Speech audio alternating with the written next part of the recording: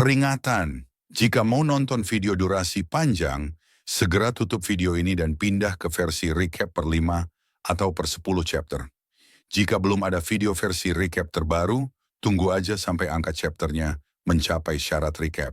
Itu aja, terima kasih.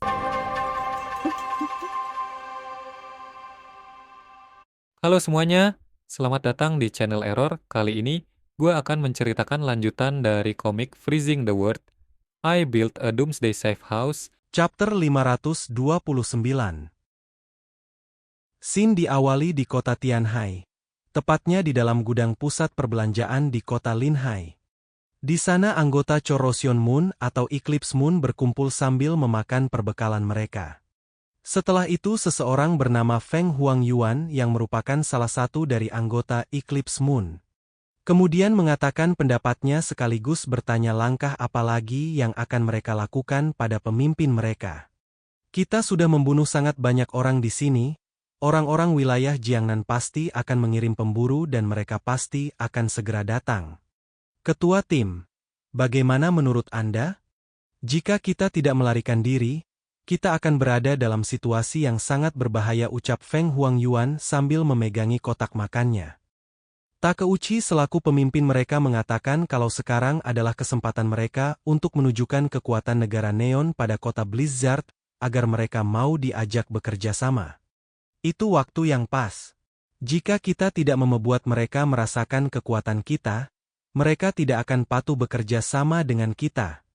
Ucap Takeuchi yang berniat menggunakan kesempatan ini untuk menunjukkan sekuat apa organisasi Eclipse Moon, yang artinya semakin banyak orang yang datang.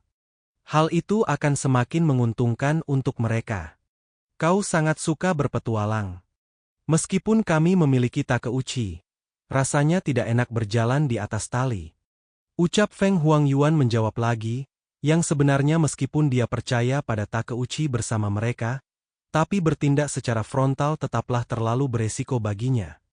Mendengar itu, Takeuchi sekali lagi menjelaskan kalau mereka tidak perlu khawatir, karena wilayah Jiangnan tidak akan menyerang mereka habisan karena masih punya masalah yang harus diurus. Tapi situasi saat ini yang paling menguntungkan kita, bukan? Jangan khawatir, wilayah Jiangnan tidak akan bisa menggunakan seluruh kekuatannya untuk menangani kita. Masalah internal mereka belum terselesaikan. Ucap Takeuchi sambil berjalan menghampiri Mayumi.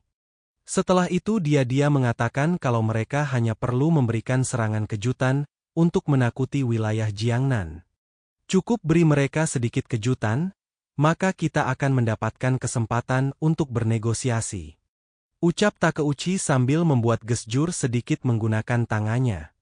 Setelah itu Feng Huangyuan mengungkit masalah ramalan pada Takeuchi pemimpin mereka, yang sepertinya melakukan ramalan setiap hari atau sering melakukannya, mengingat dia menggunakan kata hari ini di kalimat selanjutnya. Takeuchi, mari kita mulai ramalan hari ini, kata Feng Huangyuan sambil membenarkan kacamatanya yang melorot, entah karena kacamatanya terlalu berat atau hidung Feng Huangyuan terlalu pesek. Setelah itu, Takeuchi yang sudah berada di depan Mayumi kemudian mengelus kepala Mayumi dan memintanya memulai ramalan. Karena sebenarnya yang melakukan ramalan adalah Mayumi. Mayumi, ayo mulai, ucapnya. Setelah itu Mayumi meletakkan kotak makanannya di atas tumpukan barang. Yang jadi pertanyaan adalah, udah habis gak makanan yang dia makan? Main nyuruh aja. Selesai dengan itu, dia kemudian melepas sarung tangannya dan menarik sesuatu dari dalam kepalanya yang entah apa itu. Ini terlihat mirip seperti Raiden yang mengeluarkan pedang dari dadanya. Namun melihat Raiden melakukan itu lebih menarik dari ini. Kalian setuju kan? Wow, aku paling suka melihat ramalan Mayumi. Ucap salah seorang anggota Eclipse Moon yang belum diberitahukan namanya oleh autor. Atau bisa saja gue yang lupa namanya. Setelah itu Mayumi melanjutkan pekerjaannya, dia meletakkan sebuah gulungan ke lantai. Lalu setelah itu dia mengeluarkan sebuah kuas dan di tangan kirinya dia memegangi satu gulungan lagi yang entah dari mana muncul. Kemudian dia menuliskan sesuatu di gulungan itu yang tidak tahu apa tulisannya itu. Gue gak bisa baca. Ada yang bisakah? Setelah itu tanpa ditampilkan, Mayumi menyerahkan gulungan yang berisi ramalan yang dia tulis pada Takeuchi. Yang setelah Takeuchi melihat itu dia tertawa dan mengatakan sesuatu dengan wajah senang. Hahaha, mereka akan segera datang, dan jumlahnya banyak. Ucap Takeuchi setelah membaca ramalan Mayumi dalam gulungan. Setelah itu dia kemudian memberikan arahan pada semua orang untuk bersiaga di tempat-tempat yang sudah diramalan Mayumi.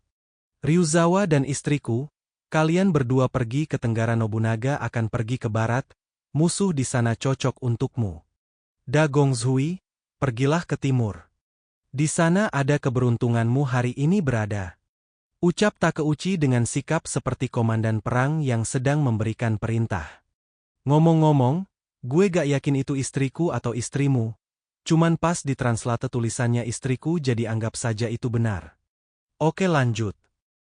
Setelah Takeuchi sudah memberikan perintah untuk semua orang menerima perintah dari pemimpinnya itu tanpa penolakan sama sekali.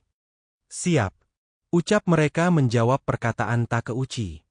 Setelah itu hampir semua orang berbondong-bondong keluar meninggalkan gudang pusat perbelanjaan di kota Linhai kecuali Takeuchi dan salah satu anggotanya yang belum diberitahukan namanya oleh autor.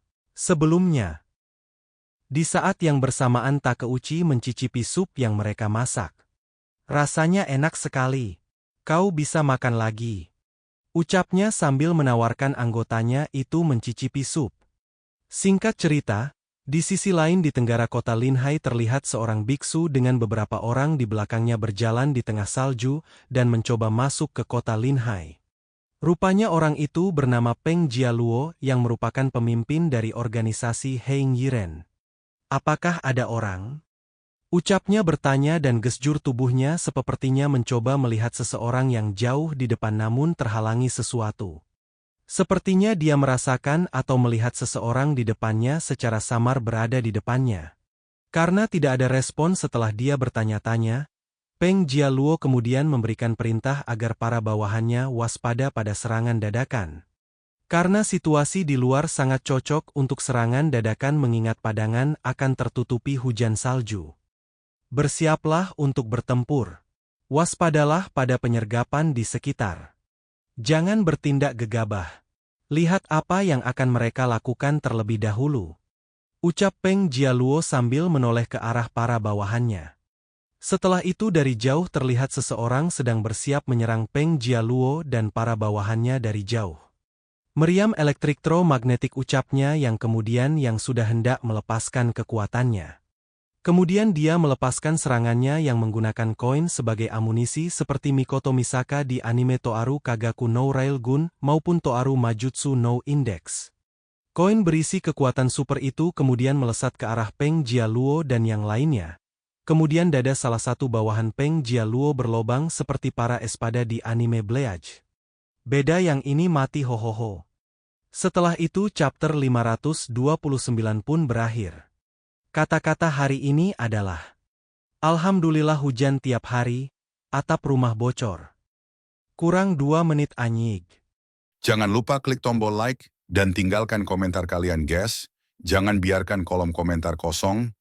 Kalau kalian punya kritik dan saran, ketikkan di kolom komentar. Itu aja. Adios.